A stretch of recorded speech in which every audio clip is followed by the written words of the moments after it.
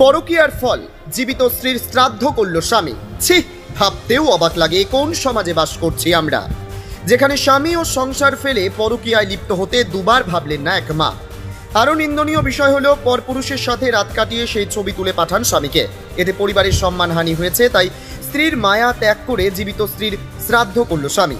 ঘটনাটি ধূপগুড়ি মহকুমার অন্তর্গত ঝাড়ালতা 1 নম্বর গ্রাম পঞ্চায়েতের হরিণখাওয়া সংলগ্ন এলাকার।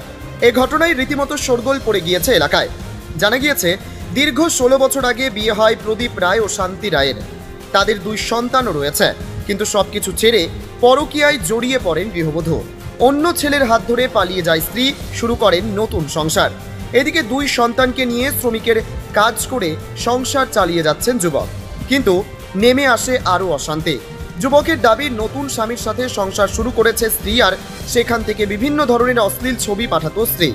এতে তাদের পরিবারের সম্মানহানি হচ্ছে, তাই অভিমানে অপমানে রীতি মেনে জীবিত স্ত্রীর শ্রাদ্ধ করলেন স্বামী। যুবক ও এলাকাবাসীদের দাবি, সমাজে এই ধরনের সম্পর্কের জেরে পালিয়ে যাওয়ার ঘটনা দিন দিন বেড়েই চলেছে, কিন্তু এই সব ঘটনা যাতে আর না ঘটে সেই কারণে যুবকের এই সিদ্ধান্ত।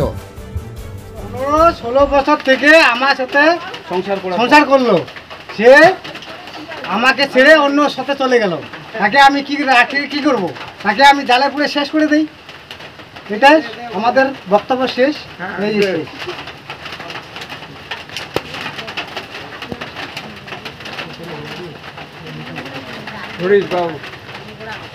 তো শিলিগুড়িতে ছিলাম। শিলিগুড়িতে থাকার কারণে আমার স্ত্রী বলতেছে আমি শিলিগুড়ি যাব, কাজ করব বাসা বাড়িতে। আমার ঋণ বাড়ি অনেক হয়েছে। ঠিক আছে, ভালো। আমি নিয়ে গেলাম। নেওয়ার পরে স্ত্রী বলতেছে ঠিক আছে, কাজ ভাই আমি করব, হ্যাঁ করবো। তো আমি বাসা বাড়ি দেখছিলাম। বাসা বাড়ির মানে আমি আমার মাকে বলছি কি, আমাকে ফোন করছিলাম, মা আমার তোর বউ আর বাসা বাড়িতে কাজ করতে চাচ্ছে, সে কাজটা ও মানে করবে কি করবে না। আমার বলছে বাবা এই কাজ করতে দিস না, বাড়িতে যেখানে আছে সেখানে থাকুক, বাচ্চা কাচ্চা আছে, স্কুল আছে, সে ভালোভাবে পড়াশোনা করবে নাকি। এরকম বাসা বাড়ি করলে মানুষ খারাপ বলবে। আমি করতেছি, তোমার মা করতেছে, কিন্তু বউকে জীবনও এখানে আনিস না। ঠিক আছে, ভালো, তো বাদ দিলাম। আমি মনে মনে এমনি আমার স্ত্রীকে বলছি আছে কাজ আছে, তুমি ধৈর্য রাখো। তখনও ওকে বলছিলাম এই কাজটা বড় প্রশ্ন নয়, বাচ্চা কাচ্চা আছে, বাড়িঘর আছে, ঠাকুর টুকুর আছে, অনেক আছে। আরে মানুষ পয়সা চায় তো, মানে করে পয়সা নিশি দিব তো। এখন আমাদের পয়সাটা রোজগার করবো, দিব, আমি করি।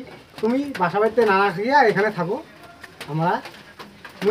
আমি নিজে কাজ করবো, তোকে পয়সা দিব, তুই পাঠাই দিস। তখনও বলছিলাম আমার মার কাছে, বলছিলাম না মা আমাকে এত টাকা দরকার, আমাকে দিবি? মা বলছে হ্যাঁ দিব, তুমি বউকে নিয়ে বাড়ি চলে যাও। হ্যাঁ বলছিলাম, মা বলছে মা শিখে নিছিল, ঠিক আছে 70,000 টাকা আমি তোমাকে দিব, তুমি বউকে নিয়ে বাড়ি চলে যাও। কি ও মানলো না, ও বললো কি শ্বশুর বাড়ির থেকে ফোন করলাম, এই মা তো এটা বললো কথা, আমি টাকা তুই কথা কি নিস সেটা আমি জানি না। আচ্ছা, আপনাদের সে তো চলে গেছে, হ্যাঁ, তো বাড়ি থেকে কিছু নিয়ে গেছে?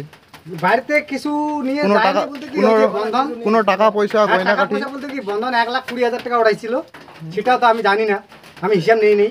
হ্যাঁ নেই। তার সাথে আবার ওই কার কাছে থেকে 20,000, 10,000, 15,000, 8,000, মানে যার যেমন পাইছে তার তেমন ওটাই নিচ্ছে, সেটাও আমি হিসাব নেই। আমি কেন হিসাব নেই না? আমি ওকে, আমার স্ত্রীকে আমি এত ভালোবাসি, মানে মনে প্রাণে ভালোবাসি, কিন্তু এতটা ও আমাকে আঘাত দিয়ে চলে গেল। বাচ্চাকে শ্বশুর বাড়িতে রাখে আমি শিলিগুড়িতে ছিলাম। সেই শিলিগুড়িতে শোয়ার পরে আমাকে না বুঝে না জানে আমি এতবারই ফোন করলাম। বুধবারের ঘটনাটা, এই ঘটনাটা কিন্তু বুধবারের ঘটনা। আমি কিন্তু বুধবারে শিলিগুড়িতে ছিলাম।